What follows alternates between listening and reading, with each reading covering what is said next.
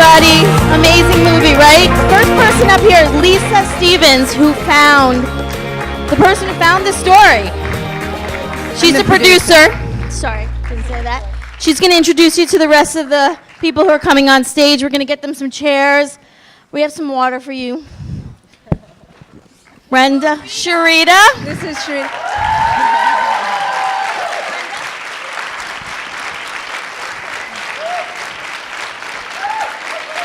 This is the first time.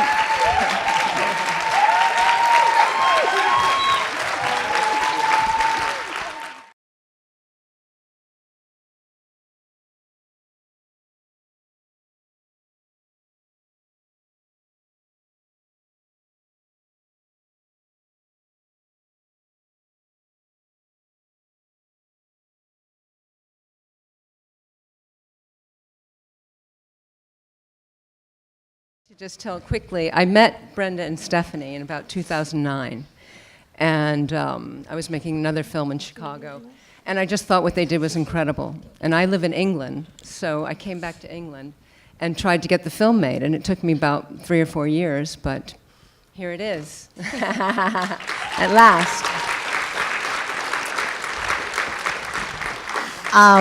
This whole procedure was out of trust, because it couldn't have gotten done unless there is trust. Lisa not only just came back, but she spent 2 years connecting with me and Stephanie, and she built a trust with us. Understand that where we come from, there's no trust. And then after you begin your process of recovery and in becoming who you are,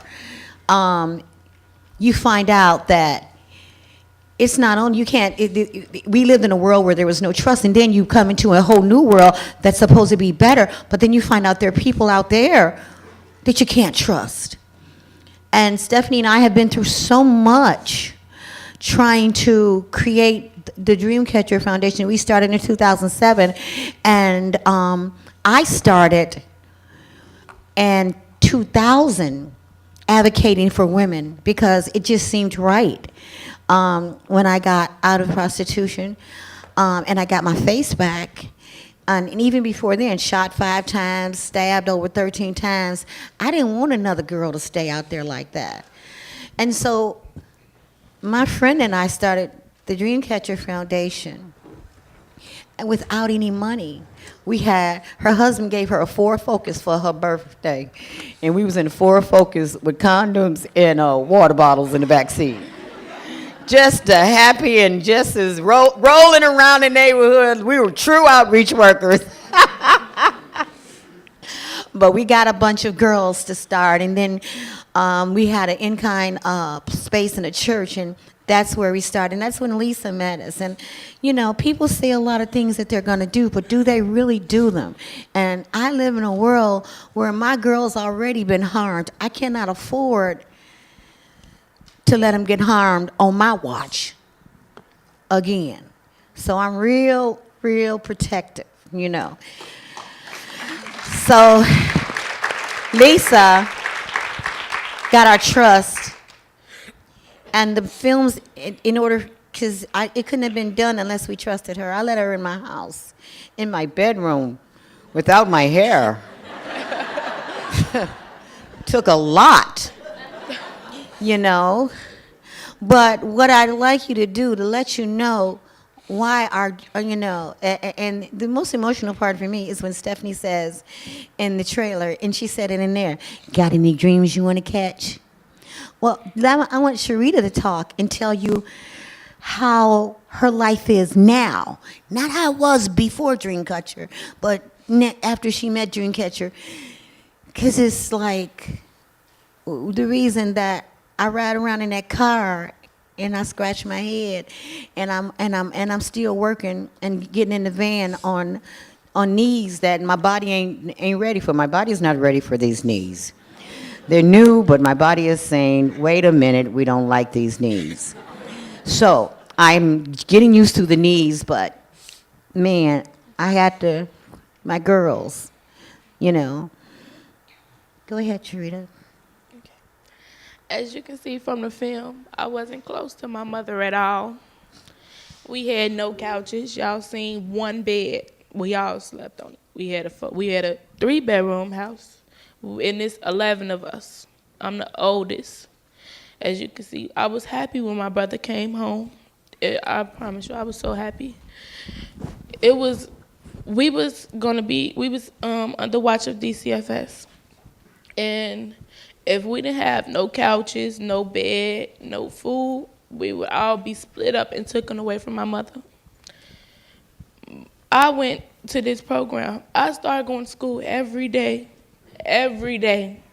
just to go to this girl talk program, because I felt that was me. Like, I never had nobody to talk to. I never had a father. I never had a male figure. My uncle was my only male figure, and he had got locked up. He kept constantly getting locked up. So for him to try to tell me to do some stuff and how to raise myself through a glass window was real hard. When DCFS popped over our house, Miss Brenda and the rest of the foundation, they was able to get us couches. They had us bunk beds. We had food. We had tea. We had everything we needed. They popped over our house, and they seen that our house, that we had everything, and they let us all stay together. I thought I was going to be taken away from them forever. I tried everything. We kept the house clean, but we had nowhere to sleep. I ran away. I was just didn't care. I didn't care about myself. So the things that I did, I just really didn't care, because I feel like didn't nobody care about me. But when I met them, they changed my life forever. I went back home. I went back to school because I dropped out. I was hanging with the wrong crowd. I just did whatever. I smoked it. I drank it. I used to pop pills and everything every single day. Now I'm home with my mama. Darius, we have a baby. He's finna be 5 months on Valentine's Day. It was hard for me to leave him. I love him to death. We both, my mama and him, they get along so well. My brother doing good. He not out there no more. He going to school.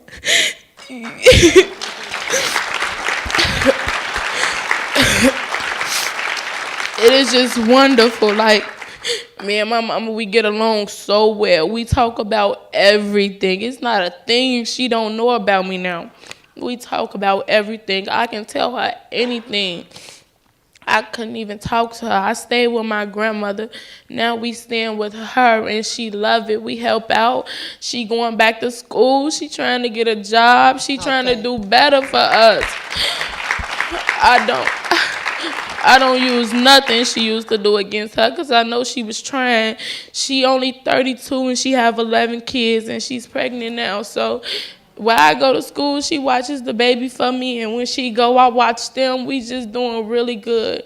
Like, they really helped me. If it wasn't for them, I probably would have been gone. I probably would have been doing heroin or anything. I probably would have been out on the streets doing stuff, you know? Like, I don't know where I would have been at. My family would have just been torn apart. I probably wouldn't even be graduating in June.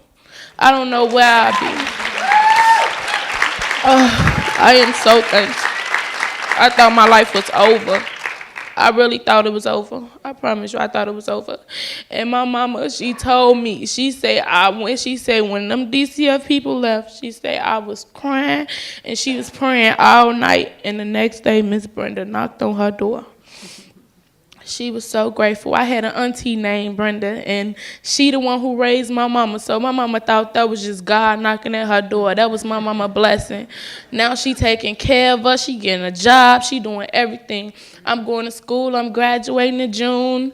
My brother finna graduate out of 8th grade. My other brother going to be a senior. And my little brother graduating the 1st grade. We all getting good grades. It's just wonderful. Thank you.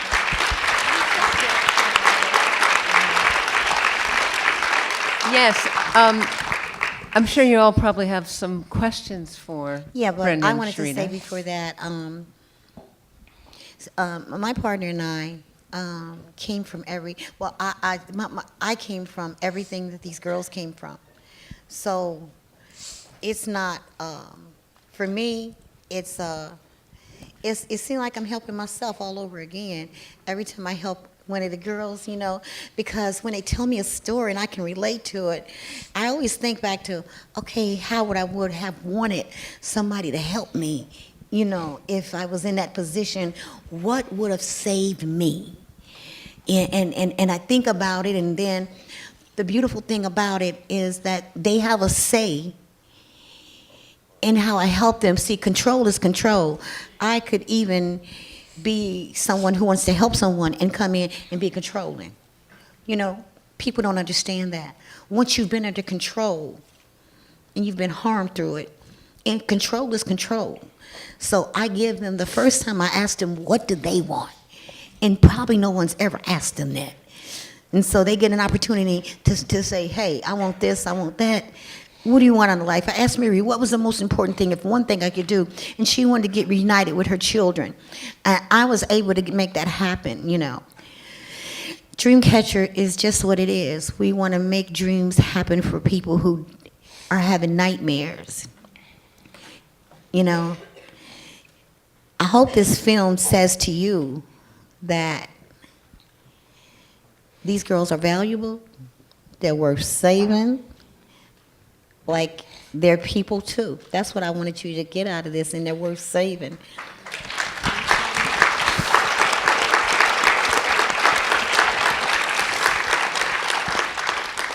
Okay, you want to raise your hands? Okay, right here. Gentlemen, coming, I'm coming. Okay, quick questions. Okay. I just want to say thank you to all of you guys. Dreamcatcher really caught me. I'm actually just got accepted into a program to be a prison minister, to go through the training with the Department of Corrections. And this gave me a whole other side of the picture, the woman's side. And so this was a really big deal for me to see this. And I love it, and I love you guys, and you're doing terrific work. Thanks so much.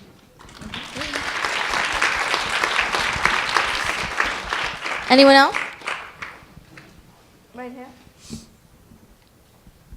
Brenda, hi, my name is Angelique. I just want to say that you are some kind of a savior. Everything that you've been through so far in this life has obviously led you up to this. You had to go through all of those experiences in order to be able to save these girls, because you understand. My mother started calling me a prostitute when I was 8. She would say to me in Russian, "Шлюха, проститутка, чтоб ты сдохла до утра." Translation, and I didn't know what those words meant. Slut, prostitute, I hope you die by tomorrow. My mother would say this to me every day. I didn't know why my mom said this to me. She didn't say it to my sister. I ran away at 14 because I couldn't stand being called a whore anymore. And I was still a virgin. I lost my virginity 2 weeks before my 16th birthday. And then my mom was beating the crap out of me. I'd tell my dad. We had a houseboy who was getting naked in front of me and my sister, trying to have sex with us. My sister jumped out the window. I had to deal with him. I would tell my father. My father's the only psychiatrist in Sierra Leone. We have a huge Ebola epidemic right now. And my dad is treating my brother like shit. My dad's friends would come on to me. They'd, try to stick their dicks in my mouth when I was 14. I'd run out. I'd say, "Daddy, your friend Rex Cohen, Dr. Clifford Kumar." My father said, "That's not true. That didn't happen. You're lying. You're making this shit up." So I didn't have any protection from my father as a psychiatrist, the only one in Sierra Leone. And I had my mother calling me a whore every day. I came to New York. We had a civil war in Sierra Leone. I was down to my last $20. And I went to see my ex-boyfriend on 47th Street. I asked him for a job in the Diamond District. He said, "Well, with your sexual appetite, you'd be great as a whore." And I said, "Oh, Giora, couldn't you think of something with a little bit more prestige?" He says, "In fact, that's the name of the agency. Let me call them Madam." I couldn't believe he said that. So then I went home, and I was desperate, and then I just opened the Yellow Pages. I found this escort agency, number 1 Park Avenue. I started working for $250 an hour. Then I found this pimp, Frank, this black guy. He used to be a street pimp, très chic. That was the name of his agency. And he told me, he says, girl, you don't know. He said, this money, he said, this is easy money. He says, but this easy money is going to take a hard toll. And back then, this is 20 years ago, I didn't know what he meant when he said, you're always going to keep coming back to this. He says, because anytime you lose a job, this... Can I talk to you afterwards? Yes. I'd love to. My thing is, I couldn't, got to a point where I couldn't work without getting drunk or getting high because I just couldn't deal with all this stuff. I just wanted to know, how did you get out of life after 20 years? What was the rock bottom? What was the final thing that made you say, I just have to stop this. I can't do this anymore. This is it. This is my last. What happened? Well, as you know, I talk about when I lost my face. My last customer got me in a car, and he was in a Mercedes, a well-dressed businessman, Caucasian. I thought I was safe. If you in the world of human trafficking and prostitution, they tell you don't get in a car with black guys because usually they beat you up or they take their money back and in words like that. But so I thought I was safe with this man because usually they just want to get what they do and go back to the suburbs, you know. When I got in a car with him and we parked, he gave me the money, but he turned around and he started to beat me. He was beating me so bad. You know, I'm a fighter. I know how to fight, you know. I was trying to get out the car, and I reached for the doorknob and had my hand up so that he wouldn't continue to beat me in the face like he was. And I fell backwards out the car, but he started the car up and started to drive off, and my clothes caught hold to the door, and he drugged me for 6 blocks, which tore all the skin off my face and the side of my body. And I was rushed to the hospital. There was a lot happened before that, but I was rushed to the hospital. When I got in the hospital, they took me in the ER, they took me to the emergency room like it was a huge deal, and I felt good about getting taken care of. There was a police officer who came in, looked at me, told the nurse, they pulled the curtain back, and he said, she's a whore, and she probably got what she deserved, and she probably to do something to some poor guy, and they laughed. A few minutes after that, she took the gurney, pushed me back out into the waiting room, and at first I was emergency. Now nobody care. So I started to pray, and you know, I started to pray, because see, I hadn't prayed to God in a while because my grandmother told me that, you raised me in the movie The Bad Seed. Yeah, the little girl got struck by lightning. That was my relationship with God. My grandmother said that's who I was, so I believed her, and God was going to strike me down, and he didn't like me. So I hadn't really talked to God in a long time, so I did that day. Because I said, God, these people don't care about me because I was a prostitute. They don't care about me. Would you help me? And what happened was this amazing doctor came through. She started talking to me. She put me in the hospital. I was in the hospital for a week. This lady sat at my bedside every day and kicked it with me for no reason. And she didn't say anything about my prostitution or my lifestyle. She just kept on telling me positive stuff. Girl, you're funny, you're sweet. Aw, and you know what, you're a beautiful person, you know. And she kept on telling me I was beautiful, and I knew I wasn't, but something she saw that I didn't. So she asked me to go to see social service, who were never very social. You know, go to social service. So I went there, and they weren't social. They didn't know what to do with me, but there was a lady that used to come on the street and talk to us, just like I come on the street and talk to girls. But evidently she had been from the 60s, like she might took some LSD or something, because she talked real slow. When you're tired, when you're weary. Sounded like, you know, like this lady done had some acid. What is wrong with her? Right, no, this was an outreach worker. And she was, you know, I knew she was, you know, she was a white girl with long hair, and I said, she a hippie. She had some acid. But she was always there. In the jails, she came to jails to see me. I mean, us. She came to on the streets and walked up and gave us cookies and condoms. This is what this girl did. So my mind kept thinking of her voice. And I went to Genesis' house. And when I opened the door, it was not an institution. It was not anything that looked cold or vicious. It was a home. It had a living room, a dining room, a kitchen, a stairwell that went up to bedrooms. It was a home. I hadn't had a home in years. See, I was the girl that used to stand on the corner when you going to work at, maybe not you guys personally, but people were going to work every morning. And you would look at me and roll your windows up and turn your nose up like I stink. And I only wanted to get in a car with you and do what you was doing. I wanted that. I wanted that life. Every time I used to see people, especially on Sunday mornings, I would say, man, I wish I was in that car. And I was told that I wasn't valuable enough and that I was damaged goods and I would never be in that car, you know? So what happened to me is that I got a place that understood me. And what I'm doing today is trying to create more places like that. That's why Dreamcatcher is trying to create a facility where women feel comfortable like you, like me, like Sharita to come to and talk to and be with. Not a place that has an add-on, but a place that has specialized services for women like us. That's where I went. I spent 2 years there, and when I stepped out, and I had an amazing mentor named Edwina Gately, who was the founder of the house. When I left out that house, I was a diva. I was ready for the world. Okay. We're going to have to cut it now, but we're going to be going over to Bernheim and Schwartz. Everyone is invited. We're going to ball out? It's just a couple of blocks south. I know it's cold out, but We're gonna turn it up. the warmth of Brenda and everyone can get us down to that. I also just wanted to thank Showtime and the producers for allowing us to screen this film. Thank you all so much for coming. Thank you, ladies, for coming. I love everybody. Thank you. Thank you.